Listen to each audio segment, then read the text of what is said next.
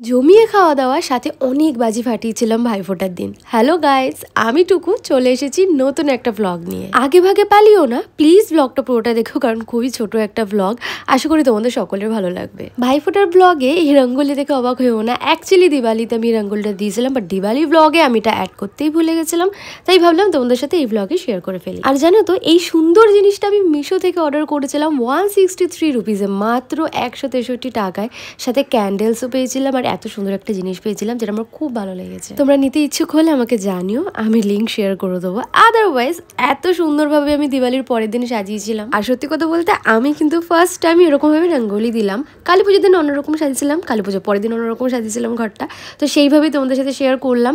যাই হোক, আমার কিন্তু বেশ ভালো লেগেছে, খুব মজা পেয়েছি। তোমরা জানিও তোমাদের কেমন লাগলো। এবার পর্ব ভাইফোঁটা, যেটার জন্য প্রতিটা ভাই বোন সারাটা বছর অপেক্ষা করে রাখি পূর্ণিমার পরেও। ঘর অনেকটাই মেসি আছে, প্লিজ তোমরা কিছু মনে করো না। যাই হোক, সেই দিন আমি রান্না করেছিলাম দুপুরের মেনুতে ফ্রাইড রাইস ছিল, যার মধ্যে একটু ডিম দিয়েছিলাম আর চিলি চিকেন করেছিলাম।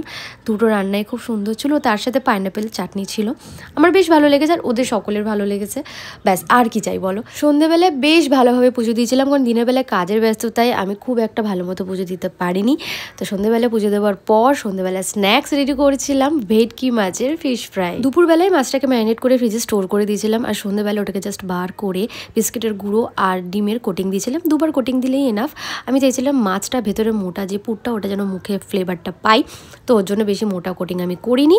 আর এটা রেসিপি জানতে চাইলে আমাকে বলো, আমি আলাদাভাবে ভিডিও শেয়ার করবো শর্টে। সন্ধ্যেবেলা স্ন্যাক্সের সাথে সাথে রাতের ডিনারেরও আয়োজন আমি প্রায় করেই রেখে দিয়েছিলাম, আর ডিনারটা আমি করেই ছাদে গেছিলাম বাজি ফাটাতে। যাই হোক, তার আগে চলো স্ন্যাক্সটা খেয়ে ফেলি। আর বলতে গেলে এখানে আমি ফিশ ফ্রাইও করেছিলাম, ফিশ ফিঙ্গারও করেছিলাম। দুটোরই টেস্ট সিমিলার, অবভিয়াসলি জাস্ট সাইজের বিষয় রয়েছে। কেমন হয়েছে? নাইস। দোকানে ফুডটা বেশি থাকে আর এখানে ফুডটা কম, মাছটা বেশি। তোমরা নিজেরাই শুনে নিলে কেমন হয়েছে, আমি আর আলাদাভাবে কিচ্ছু বলবো না। আমার বেশ ভালো লেগেছিলো। যাই হোক, এখানে তো মনা ভাবছে যে খাবো কি খাবো না, কারণ মাছ একদম পছন্দ করে না, বাট বহু কষ্টকে রাজি করিয়ে খাইয়েছি। তবে খাওয়ার পরে ওর বেশ ভালো লেগেছে। তো ওটাকে মাছও ভাবেইনি, ভেবেছে চিকেন পকোড়া সামথিং কিছু, ওটা ভেবেই খেয়েছে। তারপরে আমরা ছাদে চলে গেছিলাম বাজি নিয়ে। এখানে ও বাড়ি থেকে বাজি এনেছিল, কালী পুজোর কিছু বাজি বাকি ছিল সেগুলোই নিয়ে এসেছিলো, আর আমার বাড়িতে তো কালী পুজোর বাজি বাকি ছিলই, সেগুলো আমি রেখে দিয়েছিলাম। তো দুজনে মিলে বেশ ভালোভাবে বাজিগুলো গোছালাম, আর সবাই মিলে ছাদের মধ্যে অনেকক্ষণ ধরে প্রায় বাজি ফাটিয়েছিলাম। এবার রান্নাবান্না যেহেতু সবই কমপ্লিট ছিল, বাস নিচে গিয়ে খেয়ে টেয়ে ওরা বাড়ি যাবে, তার জন্য খুব একটা চাপ নিইনি।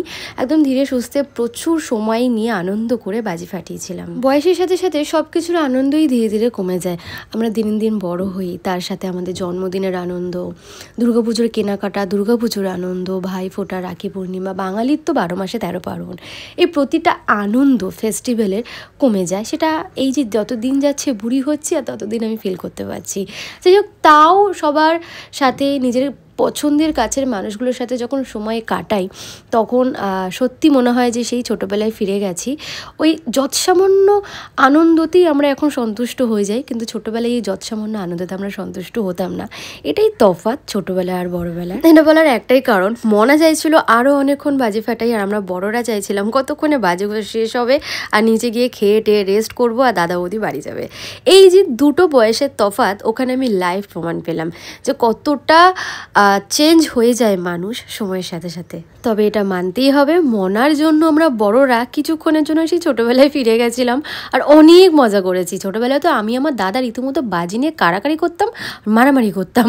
এখন তো বড় হয়ে গেছি, ও আমাকে উল্টে বাজি কিনে দেয়। আমি খুব একটা আজকে ভিডিওতে আসতে পারলাম না, তার কারণ আমি প্রপার ড্রেসে ছিলাম না, তো ওর জন্য আমি আসতে চাইছিলাম না। আমি সকলকে ক্যামেরাবন্দি করেছি। এই স্মৃতিগুলো সারা জীবন আমি রাখতে চাই আমার মেমোরিতে, আমার ফোনে, আমার ইউটিউব চ্যানেলে। আমি চাই তোমরাও দেখো। আর জানো তো, আমরা দুজন একা থেকে থেকে এমন হয়ে গেছে যে বাড়িতে একটু লোকজন আসলে আমরা প্রচণ্ড পরিমাণে আনন্দ পাই, আর তাদেরকে যেতে দেবো না কিভাবে তার প্ল্যান করি। আর ঠিক সেটাই আমি ভাবছিলাম যে কিভাবে এদের তিনজনকে আমি আটকাবো, কিন্তু তারপরে ভাবলাম যে না না, মনার পড়াশোনা রয়েছে, পড়াশোনার জন্য তো আমি এই জিনিসটা করবোই না। আর সেই কারণে মনে পাথর রেখে ওদেরকে আমি আর আটকালাম না, তাড়াতাড়ি করে খাইয়ে দাইয়ে বাড়ি পাঠানোর চেষ্টায় ছিলাম। যাই হোক, রাতে মেনুতে ছিল ফুলকো ফুলকো লুচি, নারকেল দিয়ে দিয়ে ছোলার ডাল ও আলুও দিয়েছিলাম, আর তার সাথে করেছিলাম অভির জন্য প্লেন রাইস অ্যান্ড পাবদা মাছের ঝাল, যেটা বৌদি করেছিল, পাবদা মাছের ঝালটা আমি করিনি।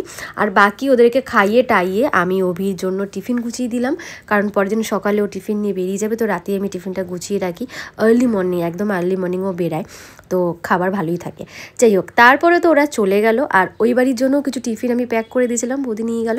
তোমাদের এই ভিডিওটা কেমন লাগলো জানিও।